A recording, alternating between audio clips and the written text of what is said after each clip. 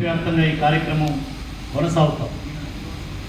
6వ తేదీన ప్రారంభమై 12 ఏళ్ల నరేంద్ర మోడీ నాయకత్వంలో సాగిస్తున్నటువంటి రైతు, కార్మిక, విద్యార్థి, యువజన, మహిళ వ్యతిరేకమైనటువంటి విధానాలకు వ్యతిరేకంగా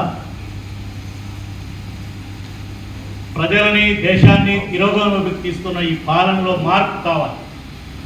అందుకే ఈ యొక్క ప్రోగ్రాం పేరు కూడా హిందీలో బద్లావ్ జరూరీ హై, మార్పు అత్యవసరం అనే పేరుతోని ఒక పెద్ద కార్యక్రమం దేశవ్యాప్తంగా తీసుకోవడం జరిగింది. దాంట్లో భాగంగా 6వ తేదీ నుంచి ప్రతి గ్రామం, ప్రతి వార్డు, అన్ని మండలాల్లో ఈ ప్రభుత్వం అవలంబిస్తున్నటువంటి ప్రజా వ్యతిరేక విధానాలు, స్థానిక సమస్యలు, జిల్లా సమస్యలను తీసుకొని ఒక ప్రచార యాత్ర కొనసాగుతుంది. ఆ తర్వాత సమస్యల్ని పరిశీలిస్తూ మరొక 16 రోజుల పాటు యావత్తు నాయకత్వం ఈ నెల మొత్తం తిరిగి సెప్టెంబర్ 1 రామ్లీలా మైదానంలో ఢిల్లీలో లక్షలాది మందిని సమీకరించి ఈ దేశంలో మార్పు అవసరం అనేటటువంటి ఒక నినాదాన్ని తీసుకుపోయేటటువంటి కార్యక్రమం. దాంట్లో భాగంగానే మరి ఈరోజు భద్రాద్రి కొత్తగూడెం జిల్లాలో భారత కమ్యూనిస్ట్ పార్టీ ఆధ్వర్యం 6వ తేదీ నుంచి 14వ తేదీ వరకు మొదటి దఫా ప్రజా చైతన్య యాత్రను ఏర్పాటు చేయడం జరిగింది. ఇది 6వ తేదీ పినపాక నియోజకవర్గం ఏడూళ్ల బయారంలో ప్రారంభమై మరి 13వ తేదీ యాత్ర ముగించి 13, 14 ఈ జిల్లాలో ఉన్నటువంటి ప్రజా సమస్యల పరిశీలనతో మొదటి యాత్ర ముగించబడుతుంది. 6వ తేదీ సిపిఐ రాష్ట్ర కార్యదర్శి శాసనసభ్యులు సాంబరావు గారి యాత్రను ప్రారంభిస్తారు. అక్కడి నుంచి సిపిఐ రాష్ట్ర నాయకుడు అమరజీవి కామ్రేడ్ అయోధ్య గారి స్మారక స్తూపం కూడా రామజారం గ్రామంలో ఆవిష్కరించి గ్రామ గ్రామాల మండలాల్లో సుమారు 158 ప్రజా మీటింగ్, బహిరంగ సభలు కానీ కార్నర్ మీటింగ్స్ ఒక 158 చోట్ల ఈ వారం రోజుల పాటు ఈ యాత్రలో నిర్వహించడం జరిగింది. దీంట్లో సిపిఐ జిల్లా కార్యవర్గం, రాష్ట్ర సమితి సభ్యులతో పాటు యువజన, విద్యార్థి, మహిళ, రైతు, వ్యవసాయ కార్మికులు, ఇతర దళిత, మైనార్టీ లేదా గిరిజన, బలహీన వర్గాలకు చెందినటువంటి అనేక ప్రజా సంఘాల నాయకులు వారం రోజుల పాటు సుమారు 100 మంది నాయకులు ఈ టీం మీద ఏర్పడి ఈ వారం రోజులు గ్రామాలకి, మండలాలకి, బస్తీలకు తరలి వెళ్ళేటటువంటి కార్యక్రమం. కానీ ప్రజా చైతన్య యాత్రను జయప్రదంలో పాత్రికేయ మిత్రులు సహకరించాలని మొదటి విజ్ఞప్తి.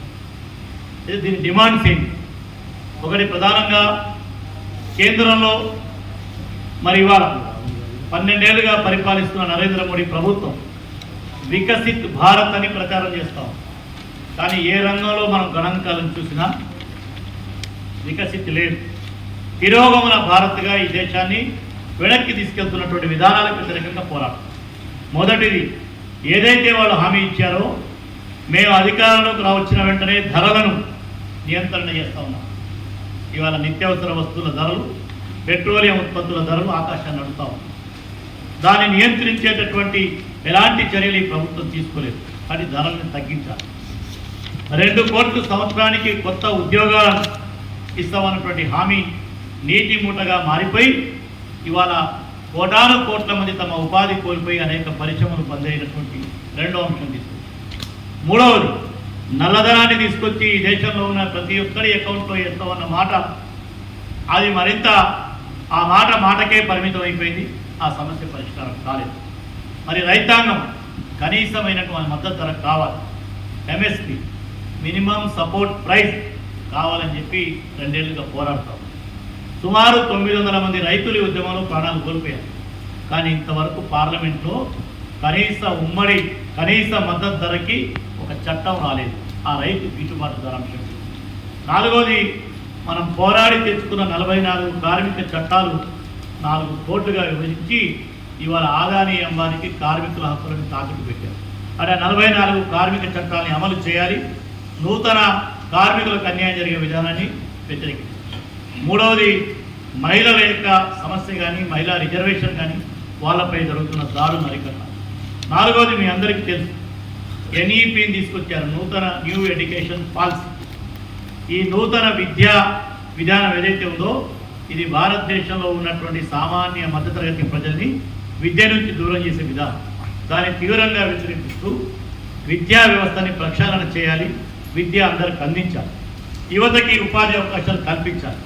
రైతులు మీకు చెప్పారు, కార్మికులు, ఈ ప్రధానమైన సమస్యతో పాటు భారతదేశ రాజ్యాంగాన్ని కాపాడాలి. బాబాసాహెబ్ అంబేద్కర్ రచించినటువంటి రాజ్యాంగం, ఆయన నాయకత్వంలో వచ్చినటువంటి రాజ్యాంగం, ఇవాళ పేరుకి మేము రాజ్యాంగం మీద ప్రమాణం చేసి వీళ్ళందరూ అధికారంలోకి వచ్చారు. కానీ రాజ్యాంగ ఉల్లంఘన జరుగుతూ బుల్డోజర్ రాజ్యం దేశంలో నడుస్తాం. చట్టం వాళ్ళ చేతిలో చుట్టంగా మారిపోయిన నేపథ్యంలో రాజ్యాంగాన్ని కాపాడాలి, ప్రజాస్వామ్యాన్ని రక్షించాలి.